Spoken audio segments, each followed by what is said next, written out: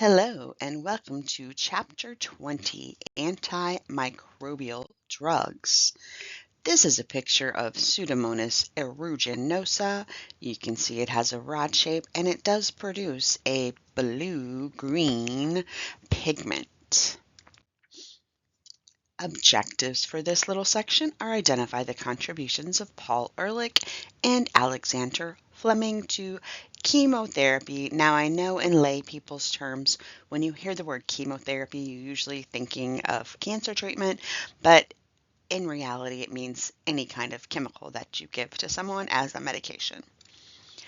And then we're going to name the microbes that produce the most antibiotics. So here is the history of chemotherapy. First, we want to talk about selective toxicity. Now, remember we learned the difference between prokaryotic and eukaryotic ribosomes. You may have been thinking, who cares? Well, selective toxicity is really important. So some of our antibiotics are going to target those 70S ribosomes, 70S. And since we do not have 70S, but rather 80S in our ribosomes, except in the mitochondria, that antibiotic should not damage our cells too much. Then again, the word chemotherapy simply means the use of chemicals to treat a disease. Notice that is any disease, not just cancer. Then we have antibiotic, and that is going to be a substance that's made by a microbe that inhibits another microbe. Just remember those prokaryotes have been around millions of years before humans even got on the scene fighting each other, and we just take those and use it for our antimicrobial drugs. So synthetic substances that interfere with the growth of microbes, so some are made in a lab. All right, this guy named Fleming had a happy accident, left some dishes, came back, and he was observant doing his scientific method, and he noticed there was some yucky mold on the plate, and he found there was a zone of inhibition around the yucky mold where no bacteria grew. Okay, so as we're doing the Kirby Bauer, hopefully we're going to see that happening on our Petri dishes. Okay, so the mold stopped the bacteria from growing. All right, so in addition, humans have also used a type of dye, Prontosil red dye, sulfanilamide, to treat streptococcal infections. So it hasn't been that long, 1940 were the first clinical trials of penicillin, and as we talked about in class, there is a lot of antibiotic resistance happening now. All right, this is not the actual plate, of course, that Fleming used, but you get the idea. So we actually have a bacteria growing here. It's not a mold. And then you have a zone of inhibition around the bacteria where it is fighting off the other ones. Okay, so here you go. Antibiosis, it's keeping it from growing. So these are some examples of sources of antibiotics. Right, so we have some gram-positive rods. Bacillus subtilis is where we get bacitracin, which is usually a topical. And then we have polymyxin. I'm not going to read them all out loud, but notice who is the winner. We have many coming from Streptococcus genus, right? Different species of the Streptomyces. Okay, so all these Streptomyces are giving us a lot of wonderful antibiotics, thankfully. All right, and coming over here, we have fungi. So fungus also are going to produce antibiotics, and our original one was penicillin. Okay, who came up with chemotherapy? That would be Paul Ehrlich. All right, so more than half of our antibiotics are produced by a certain genus. What is it? Streptomyces. Streptomyces. Okay. Next little chunk of learning adjectives, the spectrum of antimicrobial activity. All right, so we know only certain drugs can kill certain pathogens. So we have viral, fungal, protozoan. Remember, protozoans are single-celled eukaryotes, and helminths are worms. All right, this is a helminth. Okay, he's a little worm, and he's got a helmet on. He's a helminth. I'm going to get in your intestines. Okay, so terms to know, spectrum of activity, broad spectrum antibiotic, and super infection. All right, so ideally we'd rather use a narrow spectrum of microbial activity. We'd like to only target the bad guy, right? We don't want to necessarily kill off the good guys, but what usually happens, because it's cheaper, is we go ahead and grab a broad spectrum antibiotic that's going to affect a broad range of both gram-positive and gram-negative bacteria. All right, and then we have a super infection, overgrowth of normal microbiota that is resistant to antibiotics. So, for example, this is a fungus, Candida albicans. So usually when we take away the normal microbiota, it's going to give these guys a chance to really bloom, okay? Now this is the spelling of the new C. diff classification. It used to be Clostridium difficile. Now it's being called Clostridioides difficile, and that's because of the genetic sequencing. They have reclassified it. So anytime we kill off our normal flora, these guys are going to have a chance to bloom and create a super infection. All right, so here we have some broad spectrum and some more narrow spectrum. What is the most broad spectrum we see on this little chart? Well, that will be tetracycline.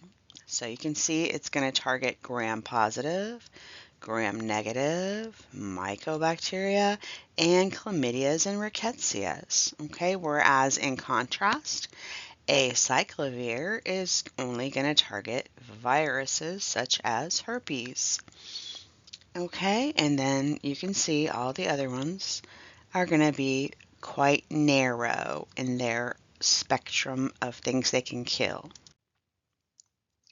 All right, let's identify at least one reason why it's difficult to target a pathogenic virus without damaging the host cells.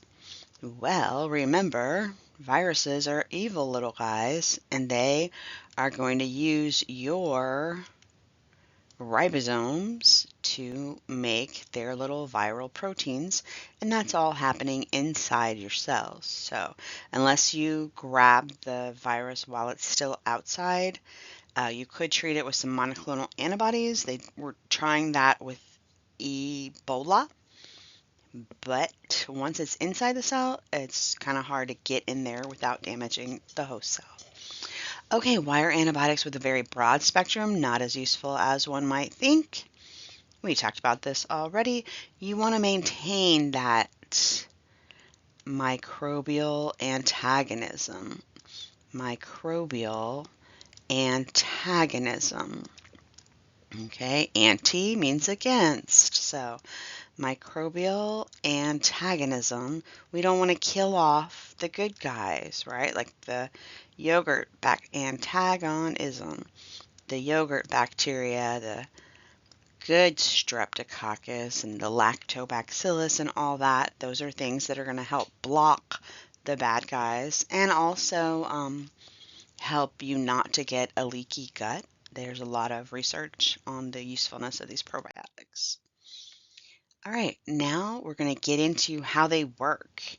So I heard people saying in class, well, use a stronger one. Well, what does that actually mean? It's not that it's like more intense, but we're going to use a different mechanism. Excuse me. Okay, so here we have two words that talk about how the bacteria are going to be stopped from growing. So bactericidal, anytime you see this root, it is going to mean killing. So bactericidal is going to kill microbes directly. Then we have bacteriostatic, means stays the same. Static stays the same. So it's going to stop it from growing. All right, so here is a cute little picture. So you should know all 5 of these mechanisms. All right, so the first one is inhibition of cell wall synthesis. So penicillin and cephalosporins, they're going to stop the cross-linking of the chains of peptidoglycan. Then we have bacitracin. Vancomycin is going to stop the N-acetylmuramic acid and the N-acetylglycolic acid from bonding. Okay, so here we've already learned about, right, here's the DNA, transcription. Remember, they're in alphabetical order if you forget the words. Transcription is going to mRNA, and then translation, we're using that mRNA at the ribosome to produce the protein. So another thing we can do is stop the translation. So you're going to block protein synthesis at the ribosome. Examples of those are going to be chloramphenicol, erythromycin, tetracycline, and streptomycin. All right, then we have inhibition of nucleic acid replication. So quinolones and rifampin are going to stop the nucleic acid, remember that's going to be DNA, from making a copy of itself. Okay, then we also have, it's going to poke holes in the cell membrane, basically. So injury to plasma membrane, polymyxin B is an example. All right, then we have inhibition of essential metabolite synthesis, so sulfonamide and trimethoprim. So remember we talked about chemical reactions. So let's say we're going A, B. It's going to go to make C, D. We played with enzymes in class, so the enzyme that would catalyze that transition is going to be blocked by these antibiotics, and therefore it's going to stop the bacteria from making essential metabolites. All right, so first one we're going to talk about is penicillin prevents the synthesis of peptidoglycan. Remember, that's present in both gram-positive and gram-negative. All right, so here you see a gram-positive without penicillin, and then the penicillin is going to not allow the cell wall to grow, and it's going to weaken it, and then the bacteria will lyse and pop open and die. All right, again, targeting protein synthesis. Remember, bacteria luckily have a different type of ribosomes than we do, so that's that selective toxicity. You don't want to kill the patient, you just want to kill the bacteria. So again, chloramphenicol, erythromycin, streptomycin, tetracyclines, all examples of drugs that inhibit protein synthesis. All right, so let's get down to the nitty-gritty. How exactly do they work? Remember we talked about that new math, the 50 plus 30 making 70. So why do we care? Because these different antibiotics are going to target the different portions of the ribosome. So chloramphenicol is going to bind to the 50S portion and inhibit formation of that peptide bond. What kind of bond is a peptide bond? That's these right here, right? Between the amino acids. These are called peptide bonds. They are covalent bonds, so we don't want them to form because that's how we're going to kill the bacteria. If it can't make its little protein, it's going to die. All right, then coming down here with the tetracycline, it's actually going to block the attachment of the tRNA to the mRNA ribosome complex. So this is your mRNA strand, right? Remember, single-stranded. So this is the codon.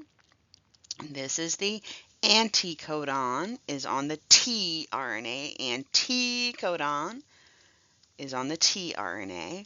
So with your tetracycline, it's basically just going to jump in here and it's going to block the binding of the anticodon to the codon, and therefore you're not going to make your protein, and the bacteria without its protein should hopefully die.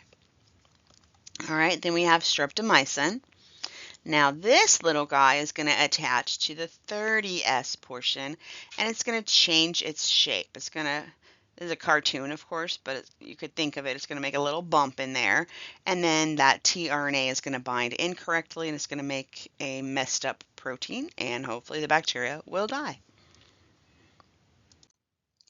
All right, then we have our next mechanism of action, injuring the plasma membrane. Okay, so polypeptide, it's a short chain of amino acids.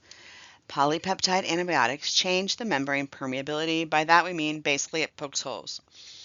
Okay, antifungal drugs are going to combine with membrane sterols, right? We do have, excuse me, we do have cholesterol in our cell membrane, but this is not going to target the cholesterol. It's going to target sterols that are specifically only in the fungus. Okay, so the fungus is it's different from our cells. We're both eukaryotes, but the membrane structure is going to be different.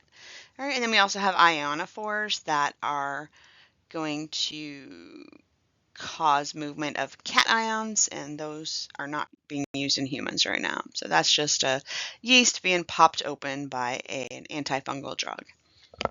Okay, next mechanism is going to be inhibiting nucleic acid synthesis. So remember, that's your DNA and your RNA are your nucleic acids. Remember, the apple is in the tree, adenine binds to thymine, the car is in the garage. Unauthorized absence in RNA, uracil binds to adenine. Okay, so that's how that works. So topoisomerase is an enzyme that's involved in DNA replication. RNA polymerase is an enzyme that is going to be active in doing the transcription, DNA to RNA. All right, and then we have inhibiting the synthesis of essential metabolites. So anti-metabolites compete with normal substrates for an enzyme. Okay, so if they compete with the normal substrate, remember our little Pac-Man mouth, usually the substrate is going to just go right into the active site. The substrate will go into the active site, and then the enzyme will catalyze that chemical reaction. All right, but in this case, remember, instead of the substrate going in there, we're going to come over and we're going to put, it's going to have a little bit the same shape right here, but it might have, bigger molecule or whatever. So this is going to be the medication. Just think of it like putting gum into the lock.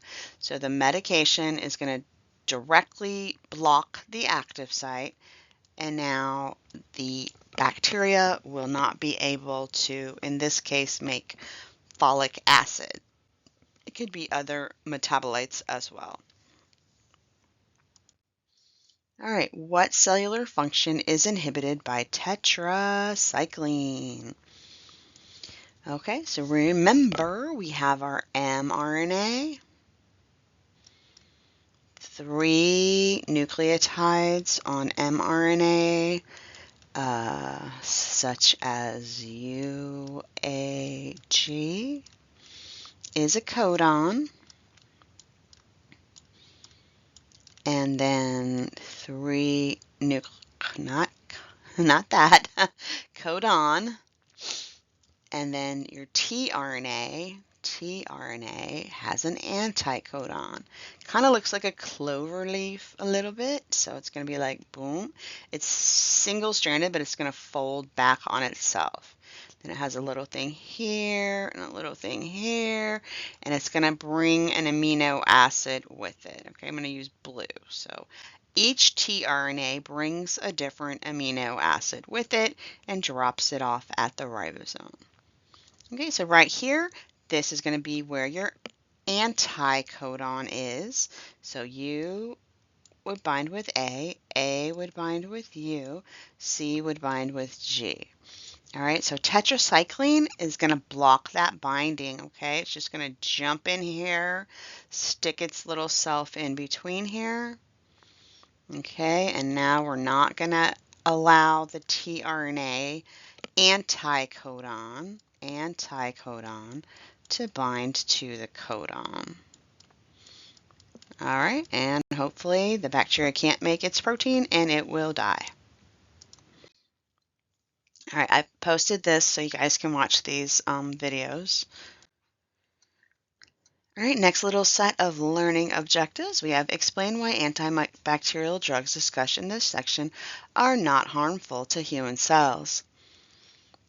List the advantage of each of the following over penicillin. So we have semi-synthetic penicillin, cephalosporins, vancomycin. Explain why isoniazid and ethambutol are antimycobacterial agents. So mycobacteria, they don't have a cell wall. They're just a little blobby cell. So if we try to target the cell wall, what's going to happen? Nothing. All right, then we're going to look at how each of the following inhibits protein synthesis: aminoglycosides, tetracyclines, chloramphenicol, and macrolides.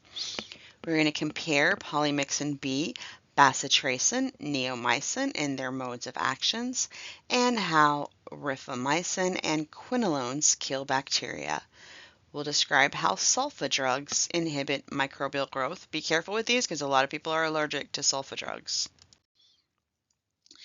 All right, explain modes of action of current antifungals, antivirals, antiprotozoan, and antihelminthic drugs. All right, so here we go, antibacterial drugs. So the penicillin has about 5 or more by now, first generation, second generation, because they've been chemically modified in a lab to have different properties. So penicillin G, penicillin V, active against gram-positive bacteria and requires injection. And then gram-positive, which you can take it orally. Then we have semi-synthetic penicillins, oxacillin, ampicillin, amoxicillin. So narrow spectrum, resistant to penicillin ACE. All right, what is penicillin ACE? It is pretty much a virulence factor of the bacteria. It's an enzyme that's made by the bacteria, and it's actually going to cut up the penicillin. So we want a penicillin that's a little bit different structure so that basically it's a bacterial enzyme, penicillinase. It's like little scissors, right? And if it's a different shape, it cannot cut it up. All right, broad spectrum, and you're going to combine it with an inhibitor of penicillinase. So that amoxicillin, that's called Augmentin. Okay, you might have seen the drug called Augmentin. Really great idea. I just love it. I'm sorry I don't know the scientist that thought of it, but great job, Augmentin.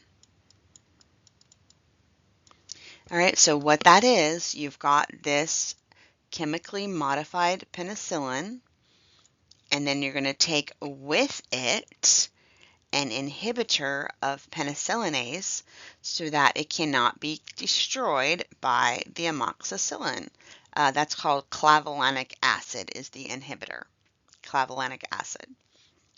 All right, next one we have is carbapenems, such as imipenem, are very broad spectrum, meaning they can kill a wide range of bacterium. Monobactams are going to be effective against gram-negative, especially Pseudomonas.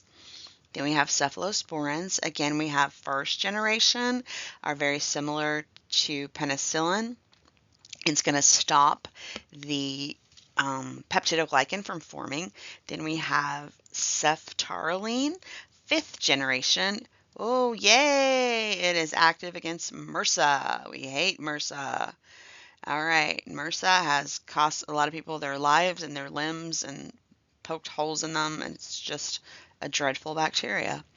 All right, here we have polypeptide antibiotics, bacitracin and vancomycin, active against gram-positive. Bacitracin is going to be a topical because it's going to poke holes in the cell membrane.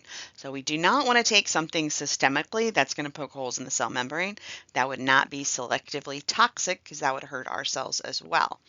All right, then we have vancomycin. Again, it is a glycopeptide type. It is penicillinase resistant, and against gram-positive bacteria, it's going to target the peptidoglycan layer and not allow it to form.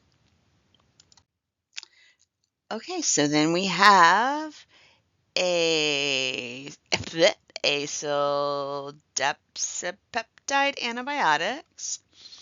Okay, they're going to be good with antibiotic-resistant gram-positive, antimicrobial antibiotics,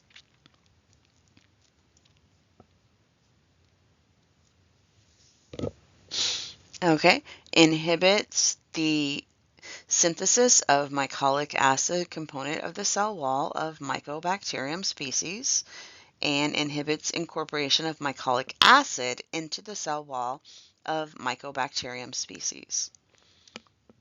Okay, then we have inhibitors of protein synthesis, nitrofurantoin, and chloramphenicol. So nitrofurantoin is usually used for urinary bladder infections. Chloramphenicol is broad spectrum, and you got to watch out for it because it's potentially toxic. Always read your warning labels because these antibiotics are not harmless. Okay, aminoglycosides, streptomycin, neomycin, gentamicin. So streptomycin, broad spectrum, including mycobacteria. Neomycin, topical use, broad spectrum.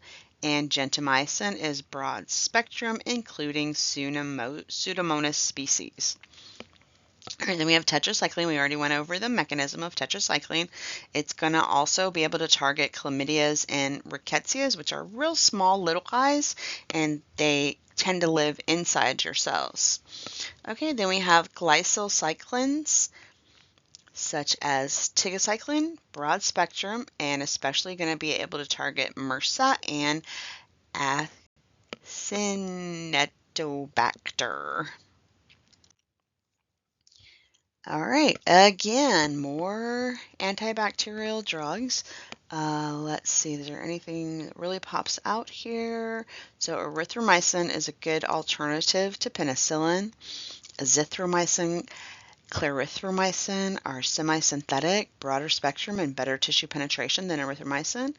And then telithromycin is a new generation of semi-synthetic macrolides, which are, again, we're just getting more and more resistance. So these guys have not developed resistance yet in many bacteria. Streptogramins will target vancomycin-resistant gram-positive bacteria. Linezolid, penicillin-resistant gram-positive bacteria. Pleuromutilins are going to inhibit gram-positive bacteria. And then the mechanism of injuring the plasma membrane, we have daptomycin and polymyxin B. So this can treat MRSA infection.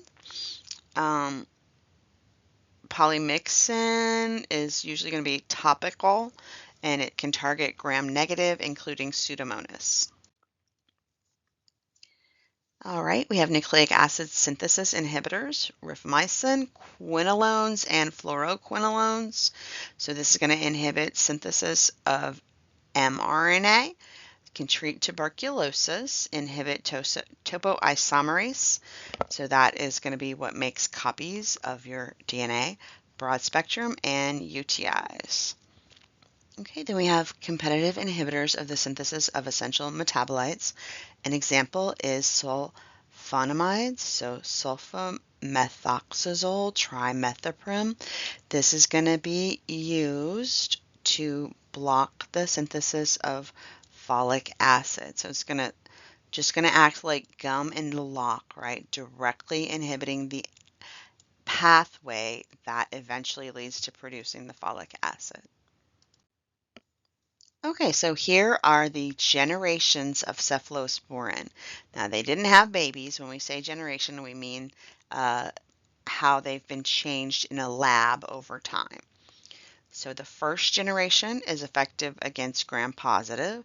Second, gram-negative. Not all, but a lot.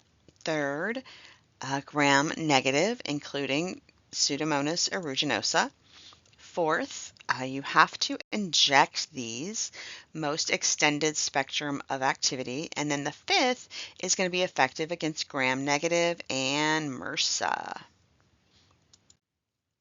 All right, then we have antifungal, antiviral, antiprotozoan, and antihelminthic drugs. So remember, if you take an antibiotic, it's not going to target any of these things. So antifungal, they're going to affect that fungal sterol, which are embedded within the fungal plasma membrane. So polyenes, nystatin, and amphotericin B are going to be active against thrush. And systemic fungal infections, that's an opportunistic pathogen, right? The more your immune system is suppressed, a fungus can take over your entire body. And then we have azoles, so clotrimazole, miconazole, and ketoconazole. These are going to be topical. Then we have lilamines, terbinafine, and naftifafine, which are going to be systemic, be able to treat systemic and treatment of diseases resistant to azoles. These are systemic, and these are going to treat the resistant ones. All right, then agents affecting fungal cell walls. We have caspofungin.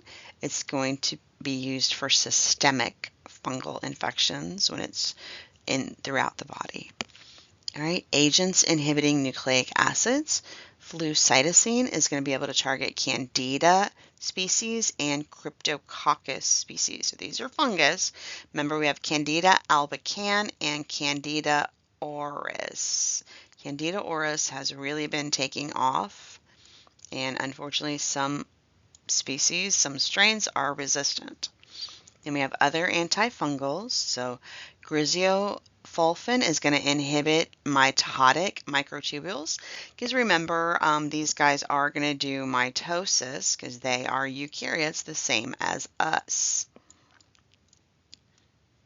Okay, and then the tolnaftate, infections of the skin such as athlete's foot, and then the pentamidine, pneumocystis pneumonia. So that's a fungal pneumonia. All right, now we're on to antivirals. Antivirals. They all have different mechanisms. So we studied how HIV gets into the body as an example. So we have entry and fusion inhibitors. Maraviroc, it's going to bind the CCR5 of HIV so that it cannot be taken into your cell. Then we have uncoating, genome integration, nucleic acid synthesis inhibitors. All right, so unfortunately there's resistance in the flu virus. It inhibits HIV reverse transcriptase. Okay, so let's see, these guys right here, acyclovir and ganciclovir, are used for herpes viruses. Ribavirin and lamivudine are going to treat Hep B and C, so it's wonderful. Hep C used to be pretty much eventually a death sentence because hepatitis C targets your liver. So, thankfully, we are now able to clear hepatitis C from the body, which is just wonderful. All right, then we have Adifovir, so treatment of lamivudine-resistant infections, hepatitis B virus, and then Cidovir is going to target cytomegalovirus infections.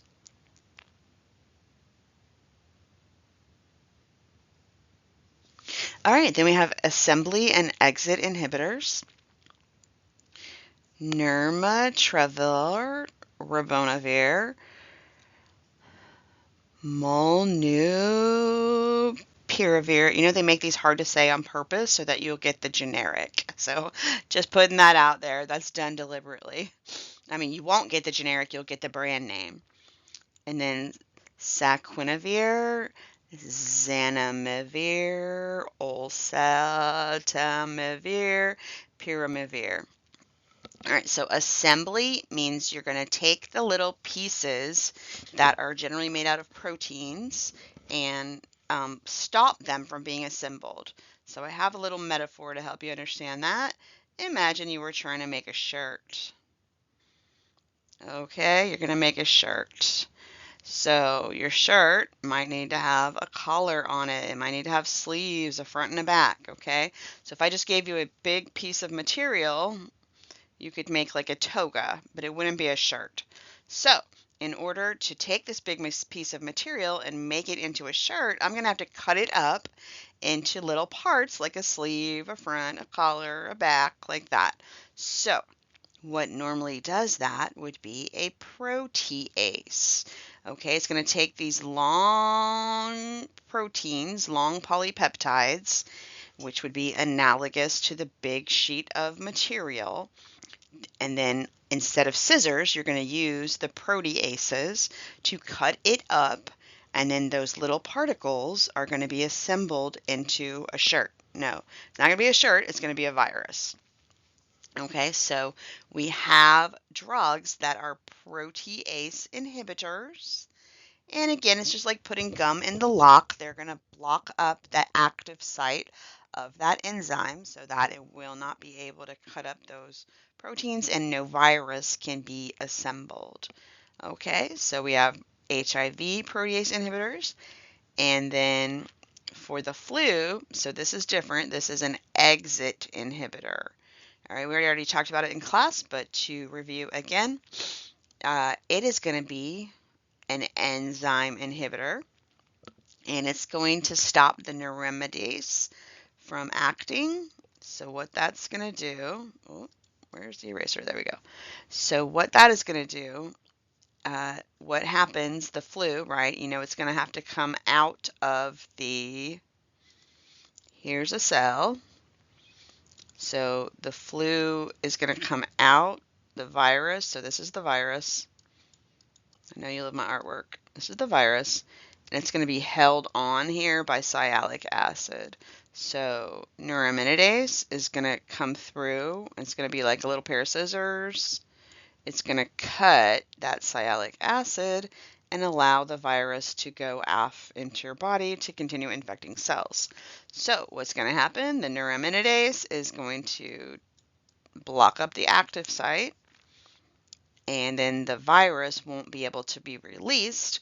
So that's why we call it an exit inhibitor. All right, and then finally we have interferons, such as alpha interferon.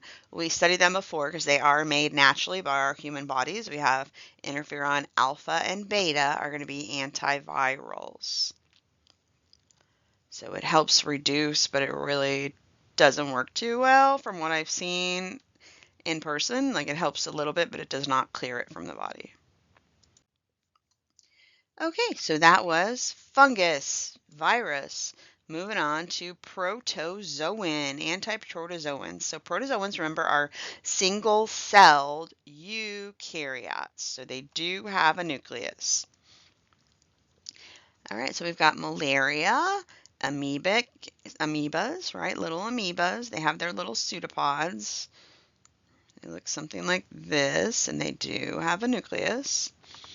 Okay, African trypanosomiasis, giardiasis, amoebiasis, trichomoniasis, and amoebic encephalitis. So remember, encephalitis is going to be inflammation of the brain.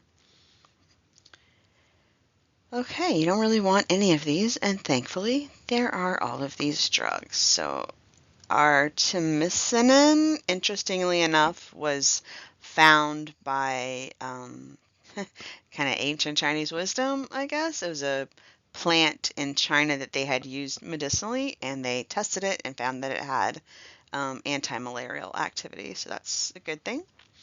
All right, then we have Antihelminthic. So niclosamide prevents ATP generation in mitochondria, and it's for tapeworm infections. Praziquantal alters the plasma membrane and it kills flatworms. Pyrantel pamoate, it is a neuromuscular block and it kills roundworms. Then finally, you probably heard of ivermectin. As far as I know, the articles I've read do not say it is effective against COVID. You might have heard people suggesting that during the pandemic, but that does not seem to be effective. What ivermectin is good for is paralyzing intestinal roundworms. All right, so let's look at antibacterial antibiotics, inhibitors of cell wall synthesis. So penicillin contains a beta-lactam ring, which basically looks kind of like a house with a garage, okay? The types are differentiated by the chemical side chains attached to the ring. It's going to prevent the cross-linking of peptidoglycans, and therefore you will not be able to make cell walls. Works really great on gram-positives because remember they have that big, thick cell wall. Okay, so here's what it looks like.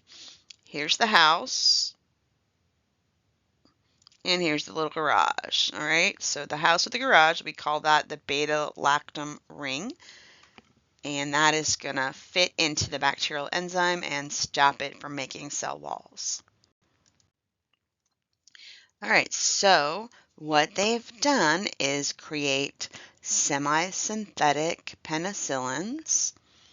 We still have that beta-lactam ring, but then we're going to add side chains to give it different properties, such as resistant to penicillinase. So the penicillinase is going to target, a specific bond on here in order to break down the antibiotic. But if you add something else on here, it's going to protect that site and it won't be able to be destroyed by the penicillinase that's made by the bacteria.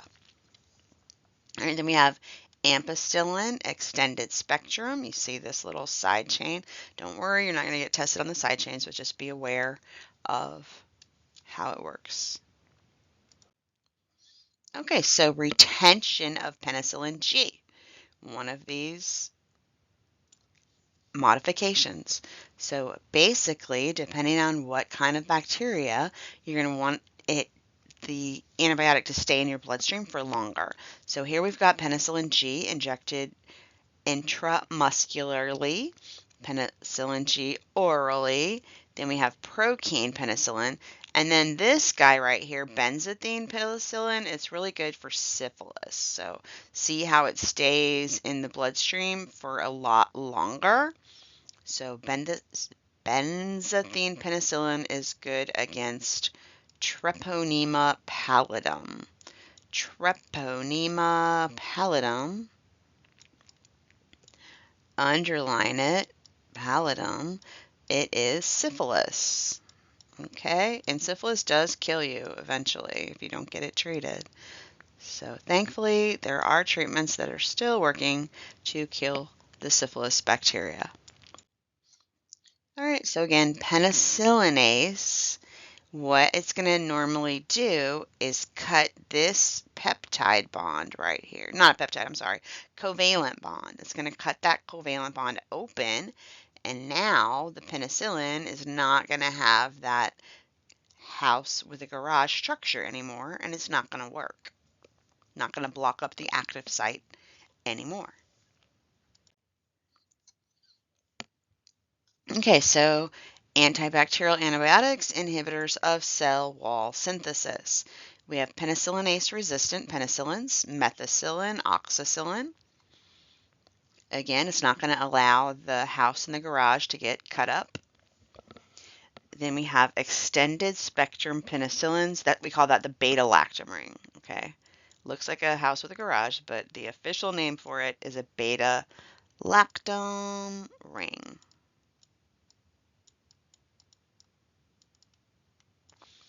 Okay, so that we have extended spectrum penicillin plus beta-lactamase inhibitors. So, like we said already, clavulanic acid is a non-competitive inhibitor of penicillinase.